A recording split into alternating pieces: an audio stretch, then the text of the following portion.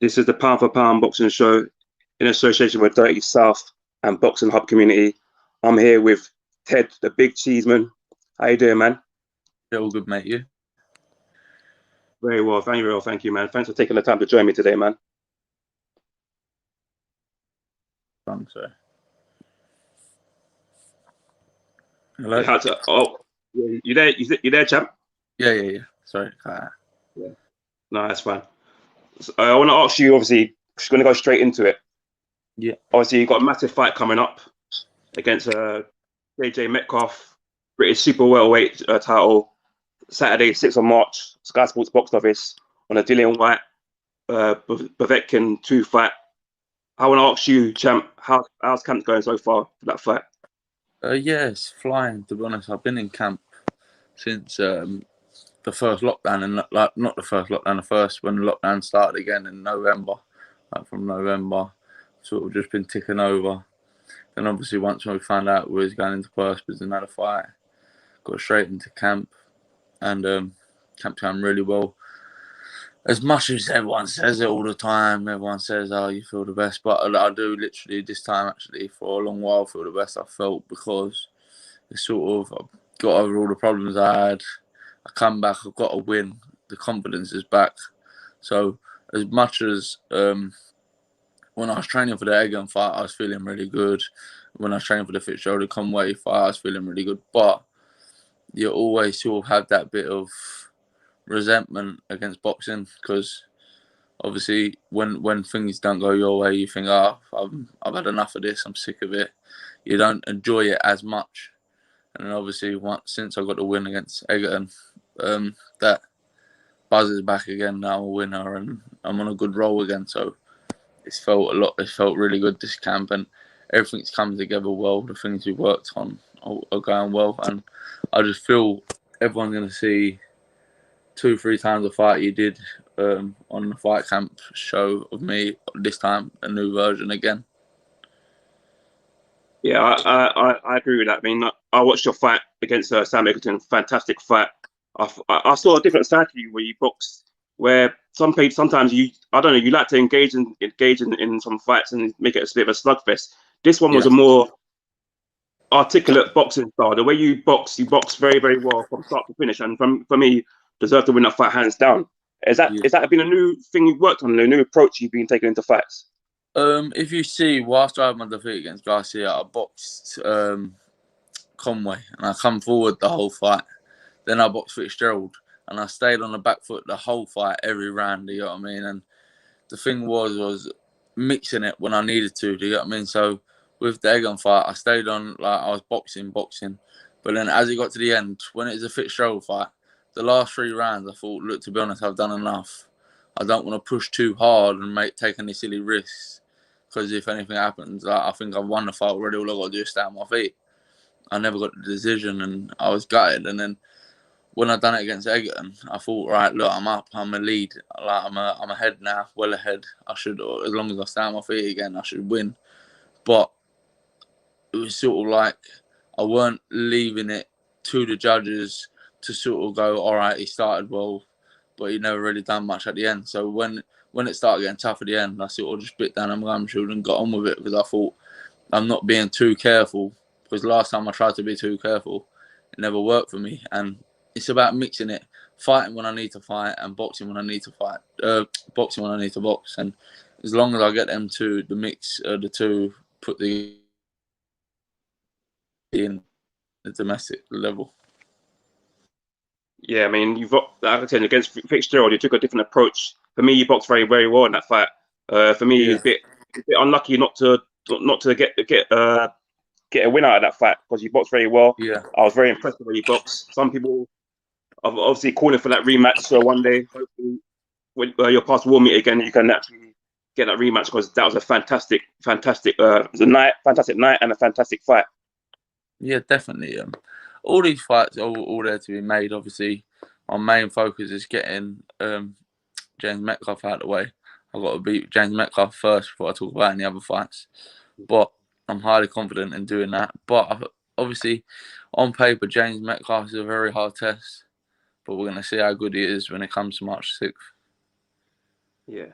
I mean, talk about James Metcalf. My colleague on the Pound Boxing show, Nando, interviewed James Metcalf a couple of weeks ago, and he was basically, I don't know if he was kind of talking down the British title. Wasn't really saying this. Wasn't saying he really wants to win it, and maybe looking on to bigger things. Yeah.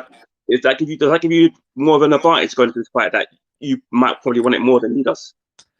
No, the thing is James Metcalf's 32. Do you know what I mean? I'm 25. James Metcalf's 32. He's had a very slow career. Do you know what I mean? Because I'm not too sure. Don't quote me on it, but I think he turned pro before me. Do you know what I mean? And what I've achieved in my pro career to what he's achieved is a lot different, and I've picked up so much more experience than he has. And it's like, really and truly, everything he does now has to be in a rush. Do you get what I mean? So if he does win a British title, he ain't got a chance to try and wait around and win it outright. He needs to sort of push on to get to European level or to world level as quick as possible, because his best years are nearly past. So he's in a rush. So if he don't beat me, he's probably going to question his career. Yeah, I agree. Obviously, he's at a stage now in his career where he needs to get the win. It's a massive fight for him, as it is for yourself. Obviously, you talked about European. You had experience of fighting for a European title. Do you think that gives you another edge as well, that you actually been in there with, obviously, Garcia, come up short, but you've actually fought for a European title, so you've got experience? Yeah, of course, because I know what's needed to win these 12-round fights against these hard opponents. I know what tools you need, and it ain't like this is my 8th 12th rounder in a row. Do you know what I mean? And they've all been good fights. You know what I mean? Like tough fights, fast-paced fights. So that experience is with me. Do you know what I mean? He everything's been on his way. Like Harry's fights have gone as Harry's made them go. Do you know what I mean? Some of his opponents, he get them out in 1 round. Some of them he drags it out and lets them go at 8 or 9 rounds. But he could do what he wanted to do. Do you know what I mean? With my fights, they're up and down and they're tough, and you've had to bite down the gumshoe. You have to stick in there, spin wars. Sometimes I've had to box. Sometimes I've had to fight. That's the difference. Do you know what I mean? This is Metcalf's first test. Do you know what I mean? And obviously, look, he must be a good fighter because he's beat 21 people, but it's the class of fighters, and you can spar a world champion. I could spar the world champion at my weight tomorrow, bash him up, but that don't mean nothing. Do you know what I mean? It matters when you're in a fight with 10 ounce gloves, you've made the weight, and you got no head guard on. That's when it really matters. Do you know what I mean? In 12 rounds, not sparring. Sparring don't mean nothing. All it is for learning. Do you know what I mean? And working on stuff. Yeah, I agree, champ. Obviously, you talked about world championship level and stuff like that. I spoke to your trainer last week, Tony Sims, Yeah. and he's talking about how big a fight this is for you and the winner of this fight moving up the rankings. So how big an incentive is that, obviously, to win this fight and climb up the rankings for you? For me, it's a massive fight. Do you know what I mean? Because like you said, Metcalf's talking about sort of putting down a British. I'm not putting down a British. I'd love to win a British outright, but there's only so many tough fights you can have. Do you know what I mean? And I've had my fights now, so it's sort of, if I win this British title fight now, it's the second time I've won a British. All right, I've got to try and push on and get to that world level. You know what I mean? I fought at the European level. I know what I need to do to win at that level now. I've improved. I was 23 years old. It's 2 years, nearly 3 years down the line. You know what I mean? I need to push on. I don't need to take fights that I don't really need. I just need to push towards my target of becoming world champion, what I wanted to be when I turned pro. So whatever fights I can take to make that happen quicker, that's what I'll do. You mentioned, obviously, fights you don't need to take. Obviously, a lot of people have been calling you out. Sam Egginton, obviously, after his last win, and Kieran Conway as well. Obviously, 2 fighters you've been in there with, 2 fighters you've won against, pretty much. Are you pretty much ruling out those fights happening anytime soon now? Literally, Kieran Conway brings literally nothing to the table. Since he fought me, he's literally fought no one. Do you know what I mean? And I don't get where he believes who deserves another shot at like a British title. If I go and win a British title, why he deserves that? He's not boxed no one. He's not took a test. I mean, I've not handpicked my fights. You know what I mean? Since I lost to Sergio Garcia, I boxed Kieran Conway as a voluntary. You know, I gave him that fight. It wasn't a mandatory, it was a voluntary. I give him that fight as a warm-up to fight Fitzgerald, then to fight Sam Egginton, to then fight James Metcalf. These are all big fights, you know what I mean? They're not 7 wins, 1 loss, all against journeyman. And he's had 1 loss when he fought someone half decent.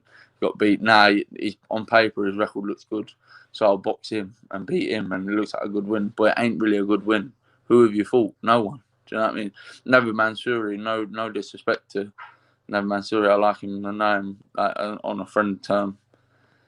He had about 4 or 5 losses. Do you know what I mean? That's his biggest win since he drew against me. So I don't get it. I just like Egginton. Obviously, look, he regrets now taking the fight against me because he didn't need to, and he could have probably got a world title eliminator if he never took the fight against me. But it was the pandemic. He needed a payday.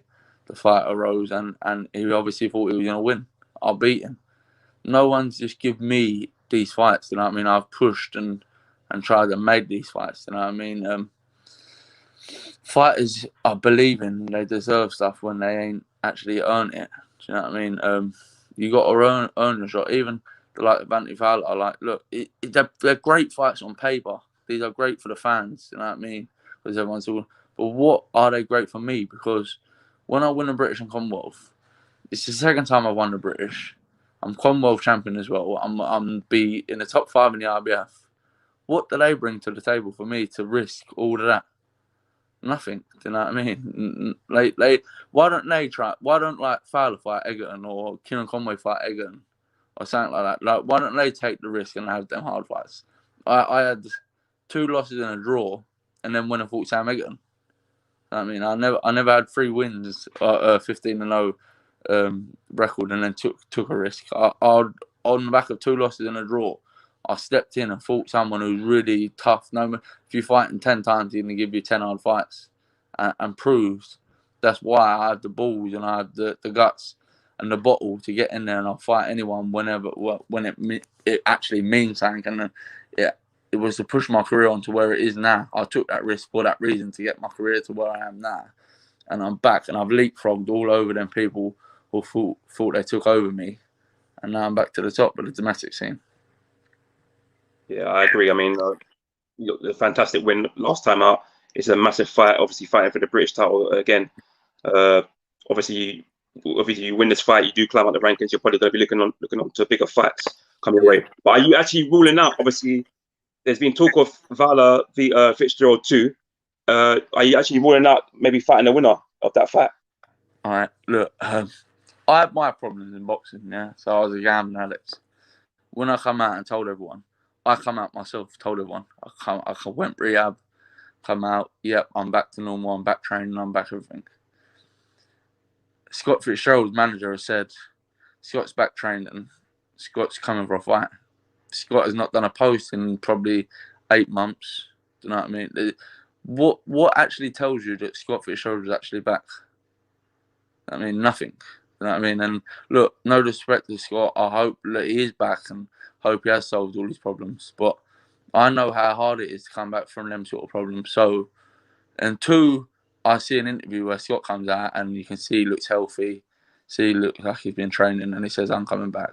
Then you can actually class that fight may happen. Do you know what I mean? But until then, you don't know, do you? Anyone can say something. My manager could come out when my head was on and said, "Oh, Ted's back, Ted's this," but he never. He left me to go and do the interview and come out and announce to everyone, "All right, I had problems. I saw them out, and I'm back to normal." Do you know what I mean? I'm working on improving myself as a person and a boxer. But until Scott does that, I don't really believe it. It's true. I agree with you, because obviously you look at the Deontay Wilder situation. Obviously, a lot of people are saying he's going to make his return. He's going to fight Charles Martin, but Deontay Wilder's not going to post saying he's going to come out and box again. We don't know if he's really and truly going to box again. So I do agree with you. We need to probably see something from Scott Fitzgerald himself to come out and saying that he's going to be making a return. Yeah, cool. So obviously, look, I know probably deep down, Scott's probably having conversations with his manager saying, yep, I'm back training. Yep, I'm back on it. But let's get a warm-up fight, then let's make the Fowler fight. And all in speech over the phone sounds great.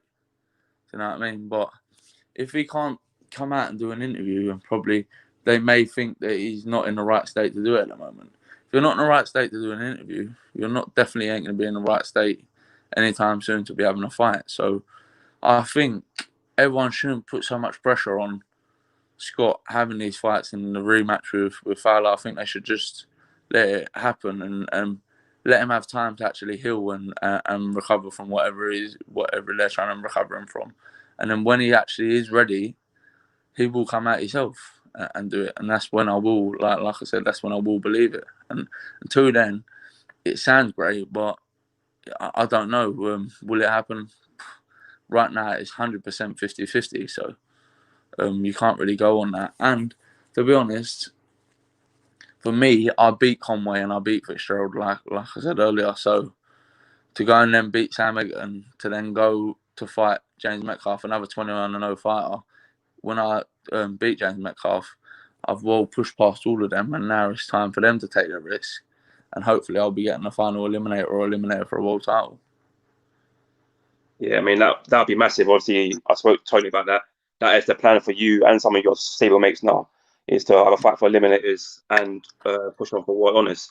I want to talk a bit about you and your stablemates. Obviously, you've got some great stablemates, obviously some great British boxers who you train with, the likes of Conor, Benn, Felix, Martin J. Ward, John Ryder, the list goes on. What's it like? What's the atmosphere like going into these big fights for you guys? How do you guys spur each other on? Do you know what? Like, I think it's weird because if you train in a gym where, like, some pros are just like the pro and the coach, and I think it would be very, very boring. Do you know what I mean? But in our gym, it's like there's constant banter, there's constant competition. Do you know what I mean? Everything's like, all right, it might be banter, but it's like banter as in, look, I beat you at that, or my time was better you at this, or do you know what I mean? Or you ain't gonna get beat by him, are you? Do you know what I mean? No, like, it's just all like competitive banter. Everything's competitive. We're all trying to beat each other at everything. We're all trying to, and we're all learning off each other. Do you know what I mean? You see one person do something and it looks good, you think, oh, that looks good. I'll have a go at trying that. You know what I mean? And even the stuff with diets, even the stuff making weight, strength and conditioning, the lot, everything, like, it's such a competitive gym, and we all get on so well. Do you know what I mean? As mates as well as fighters. So it is good for us, and I think a happy fighter is a good fighter. Do you know what I mean? If you're happy in the gym, you're going to be training well and everything's going well. When you're not when your head ain't really in it, you're not happy. You're a sad fighter, and it's hard. It's hard to actually progress because, like I said, like, you have resentment for the sport because you think, well, what am I actually doing this for? It ain't really giving me nothing back. But when you know you're getting the results you're trying for and aiming for, and you're seeing progression, it makes you happy, and it helps your confidence boost, and it helps your performance just boost. 100%. I mean, obviously, it's always good to have a banter in the camp, and it's always good to have someone to spur you on. So yeah, you've got some great fighters in there, and I'm looking forward to seeing you all in action very soon. I want to ask you, Ted. Obviously, you've got a sponsor. Our sponsor is Dirty South. Yeah. I want to talk to you a bit about their clothing and a bit about their boxing gloves and equipment. Yeah. What do you say about it? If anyone who's looking to maybe buy Dirty South clothing or Dirty South boxing gear? Yeah, it's really good, and I train in all their training gear, like their clothing stuff and the tracksuits, and it's all good stuff, all good team tracksuits for when you're fighting, obviously, like for the weigh-ins and the press conferences. And it seems like since he first started, he's always pushing to improve where he's getting his gloves made, how he's getting his gloves made, and the equipment's made, and what different designs he's got. So you can see he's very enthusiastic, Daryl. So that's the main thing. If someone's actually enthusiastic about it and they're trying to make it better, and no matter what, it ain't, look, he's never had a final sort of product. It's not that. He's got to a point where he's going, all right, that's my final one. That's my best one. I'm keeping it as that. Even when he gets his best one, he's always like, yeah, but I'm going to try and do this and I'm going to try and do that. So it's good to have someone like that doing a brand, because you know they're always going to keep trying to improve. 100%, 100%.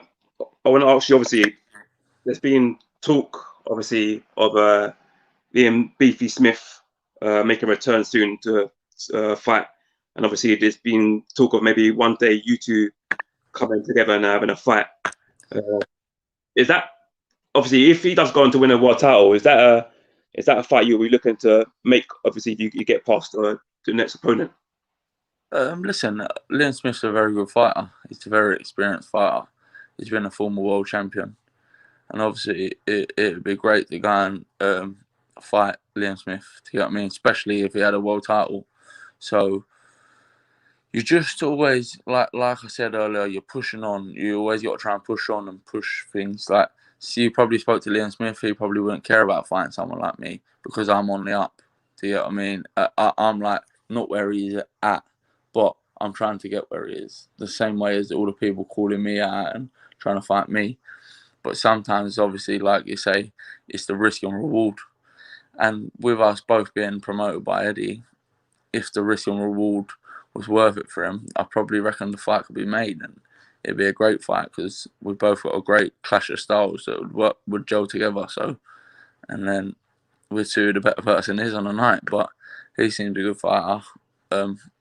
I'm probably the younger, fresher fighter, but he's had a lot of experience, and it'd be a great fight to be made. 100%. I mean, that'd be a really good fight. Obviously, if you both keep winning, I'm sure your partner will meet, and if it's for a world title, it's even better for British boxing than being a world title. I think there was talks of him fighting Jesse Vargas, which is a good fight. And listen, he deserves it. He took his wrist, he fought Canelo and stuff. So you got to take your hat off to him. He's took his wrist and he's earned his stripes.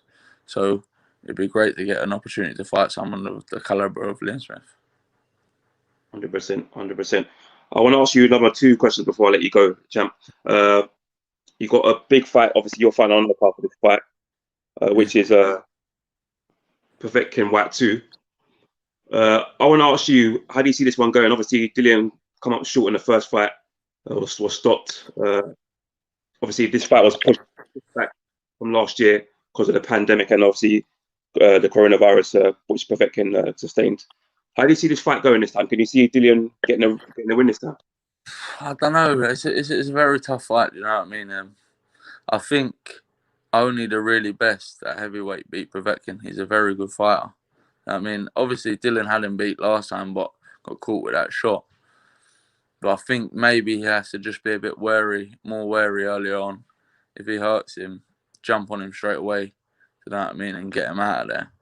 Don't muck about at all, because Povetkin's dangerous from round 1 to 12. And I'd love to see Dillian obviously win because he's a British fighter. But it is a very tough fight. Yeah, I agree. Hopefully he does get the win this time. It's a massive fight. Yeah. Obviously, to get caught with that fantastic shot. So I'm sure he's going to have that in the back of his mind. That if he has a chance to jump on him and finish him this time, I'm sure he will. You have to give him credit where it's due, because it's a very risky fight to come back to have back to back. Do you get me? He could have had a couple of warm-ups before this and then jumped into the fight, but he's got the balls to just jump straight back in, and I give him credit for that. Yeah, 100%. Last question before I let you go, champ. I want to ask you, have you got a message for Metcalf and your fans going into this fight? You know what? I think the thing is, between me and JJ Metcalf, we're like them sort of fighters. We both fight. We both get going there to do the business, and it's not such you're a mug, you're this, you're that. It's just may the best man win. I'm training really hard. He's probably training really hard, and we're going to see who's the better man on the night. I mean, so may the best of luck to him and his camp, and may the best man win. And hopefully we both come out there safe. 100%. That's the main thing, that you both come home to your family. That's the main thing in boxing. Both fighters come home and safe and sound. I want to ask you, obviously, message to your fans going into this fight. I'm training really hard. I'm feeling the best I've felt for a long time. I'm feeling really confident. I'm performing really well in the gym and inspiring. I hope you're all confident because I think it's going to be a massive win for me and I'm going to push on to big things. Brilliant. Thank you, Ted. Absolute pleasure having you on the Pound for Pound Boxing Show, and good luck for your fight. Yeah, no problem, mate. All right, I'll speak to you soon. Take care, mate. Thank you. Bye, mate. Bye.